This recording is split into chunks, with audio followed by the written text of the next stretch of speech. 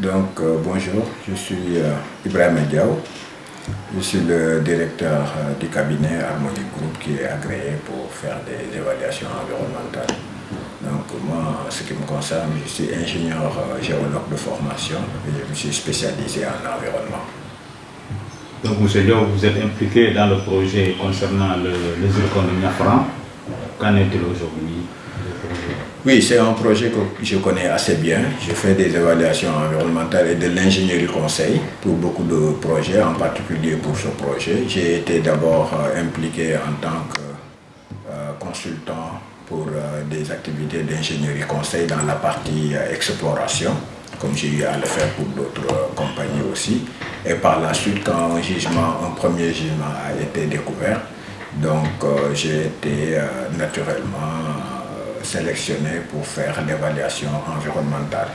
Donc c'est mon cabinet qui a réalisé l'évaluation environnementale pour la compagnie australienne à qui appartenait ce permis, c'est-à-dire Carnegie. Donc on voit qu'effectivement ce projet suscite beaucoup d'inquiétudes, beaucoup de tergiversations et beaucoup de polémiques. Oui, ça c'est pas du nouveau dans le secteur où nous évoluons, le secteur des projets de manière générale, mais spécifiquement le secteur minier. Parce que mine, déjà, rien que le vocable renvoie à une connotation négative, c'est-à-dire mine, les gens l'assimilent à des explosions, à des explosifs, ce qui n'est pas toujours le cas. Pour le cas de ce projet, par exemple, c'est une exploitation de minéraux lourds. Donc il n'y a pas du tout l'utilisation d'explosifs ni des excavations extraordinaires. Je crois qu'on est un peu... C'est vrai que le Sénégal aussi n'a pas une histoire, n'est pas un pays minier par excellence. Donc c'est maintenant que les mines commencent à sortir de terre. C'est certainement une des choses qui explique toutes ces tergiversations, toutes ces vues de l'esprit qui des fois peuvent s'écarter de la réalité. Ce projet n'échappe pas à cette situation, à cette réalité. Il y a beaucoup de rumeurs qui circulent sur le projet, mais la plupart ne sont pas fondées. Le projet, malheureusement, du fait de la méconnaissance des mines par la plupart des Sénégalais, mais aussi du fait de beaucoup de manipulations, il y a eu une perception négative d'une partie de la population. Mais bon, le temps étant un allié ou un ennemi, dans ce cas de figure, le temps, je crois, est en train de jouer et en train de faire un travail excellent pour rétablir la vérité, parce qu'il n'y a que la vérité qui puisse résister au temps. Les rumeurs, les contre-vérités sont souvent érodées au fur et à mesure qu'on avance dans le temps. Et c'est ce qui est en train d'arriver avec ce projet. Donc la réalité commence à s'offrir à la perception de tous les acteurs concernés, y compris l'État, les populations et les autres acteurs. Et selon vous, pourquoi défendre ce projet qui se trouve au fin fond de la case naturelle? Oui, mais c'est parce que l'exploitation de ce gisement serait une suite logique à tous ces efforts qui ont été faits. Parce qu'on ne peut pas comprendre que une compagnie vienne, demande un permis, on le lui octroie. Cette compagnie respecte toutes ses obligations techniques et financières et même communautaires qui lui sont assignées dans le cadre de la convention minière qu'elle a signée avec l'État du Sénégal, qu'elle découvre un gisement et que ce gisement ne soit pas exploité au bout du compte. Je crois que s'il y avait un problème de recevabilité, ce serait au départ de tout ça, au démarrage de tout ça. D'autant plus que tous les travaux d'exploration ont été réalisés en parfaite cohérence et en bonne entente avec les populations qui ont participer de façon active aux travaux de recherche. Parce que la plupart des travaux de recherche se sont fait de façon manuelle, avec donc des équipes de manœuvre qui tous provenaient des 2 principaux villages ou des 3 principaux villages qui sont autour de ce gisement de Niafrang. C'est le village de Niafrang, le village d'Abéné et le village de Kabadjo. Et il y a eu un tel engouement pour donc ces emplois qui étaient créés lors de cette phase d'exploration qu'il a fallu même un arbitrage du sous-préfet de la zone, Feu Gorgui Mbengue, qui a défini une clé de répartition, notamment entre les 2 villages, les 2 principaux villages, le village de Niafrang et le village de Kabadjo.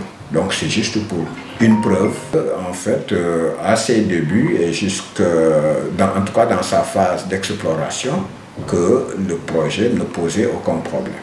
Maintenant, la question qu'il faut se poser, c'est pourquoi c'est uniquement après la découverte d'un gisement que des problèmes ont commencé à être soulevés. Que ces tergiversations, comme vous le dites... Est-ce qu'il n'y a pas eu de lobbying? Certainement, un lobbying très négatif et très actif. On a vu tout cet argent qui a été dépensé pour soi-disant sensibiliser, mais c'était plus que de la sensibilisation, c'était de la manipulation, de l'intoxication et même de la formation des populations à se positionner contre le projet. Il y a eu beaucoup d'argent qui ont été investis pour ça, beaucoup d'efforts qui ont été faits. On sait qui est derrière tout ça. Mais aujourd'hui, le projet est bloqué. Le projet, non, la compagnie a toutes les autorisations dont elle a besoin pour passer à l'exploitation. Toutes les autorisations administratives en tout cas. La compagnie les a, mais je crois que ça ne sert à rien de réaliser un projet et en cela je salue l'initiative et le bon sens et la sagesse de la compagnie qui préfère trouver un climat, une entente, un climat apaisé pour réaliser son projet plutôt que de faire recours à ces droits qui sont consignés dans la convention minière. La compagnie aurait bien pu faire recours, faire recours à ces droits qui sont consignés dans la convention minière, dans le code des mines, pour demander un accompagnement de l'État pour la réalisation de ce projet. Et je crois que ce serait très légitime dans la mesure où la dernière enquête publique qui a été réalisée par un enquêteur nommé de façon indépendante par le gouverneur de Ziguinchor a montré que plus de 60% des populations qui ont été interviewées et on a tous ces résultats qui sont consignés dans un rapport qui a été donc partagé au niveau d'un CRD à la gouvernance, ensuite au niveau de la préfecture de Bignona. Donc ces résultats ont montré qu'une grande majorité de la population est favorable au projet. Ils connaissent les bienfaits que le projet peut amener dans cette zone de la Casamance et ils ont des attentes par rapport à ça. Maintenant, comme dans tout projet, il y a une minorité qui n'est pas d'accord et qui le manifeste quand l'occasion lui est donnée. Et donc la compagnie a jugé plus sage d'améliorer encore la communication et les négociations avec cette partie pour harmoniser en fait la bonne perception du projet avant de passer à l'exploitation. Mais des grandes avancées ont été réalisées et certainement dans un avenir proche on pourra donner des informations beaucoup plus positives qu'actuellement. Donc faudrait-il pas changer d'approche pour pouvoir convaincre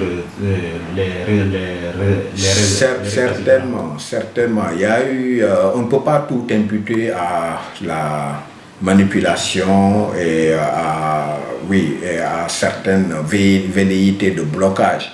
Il y a eu maladresse, mais ce sont des maladresses qui sont le fruit qui ont été le fruit d'une méconnaissance de la réalité socio-culturelle de cette partie de la Casamance. Mais d'énormes efforts ont été faits dans ce sens et je crois qu'aujourd'hui, certaines de ces maladresses sont en train d'être redressées et des avancées considérables ont été faites en termes d'identification des bons canaux de communication et aussi des canaux de prise de décision, des mécanismes de prise de décision dans cette zone.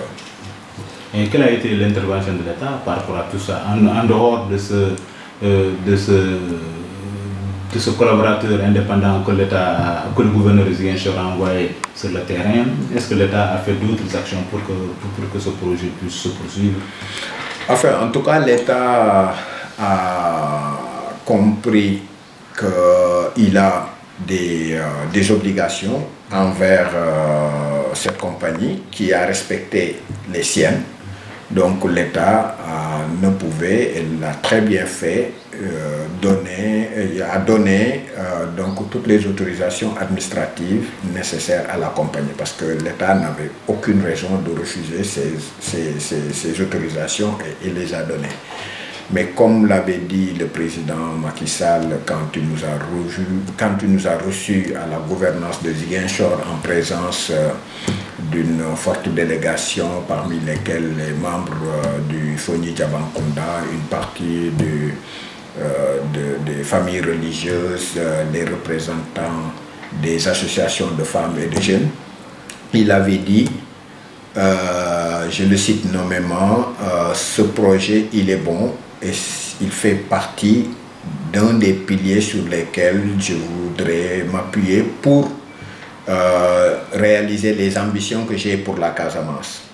Mais à ma connaissance, il y a juste un problème de communication.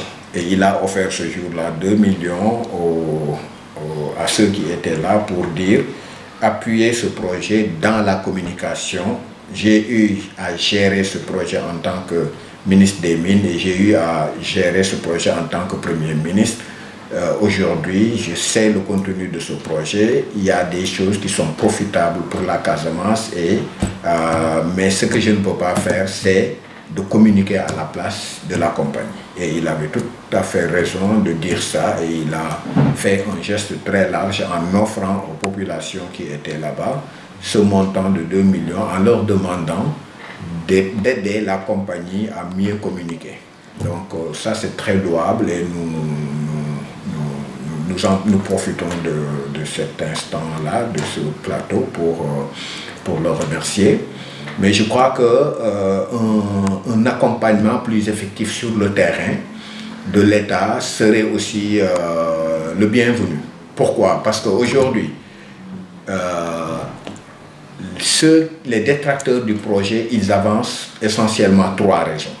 La première raison, ils ont dit que l'océan va avancer, on leur a fait croire que l'océan va avancer et va arracher, donc va inonder les villages, ce qui est incompréhensible.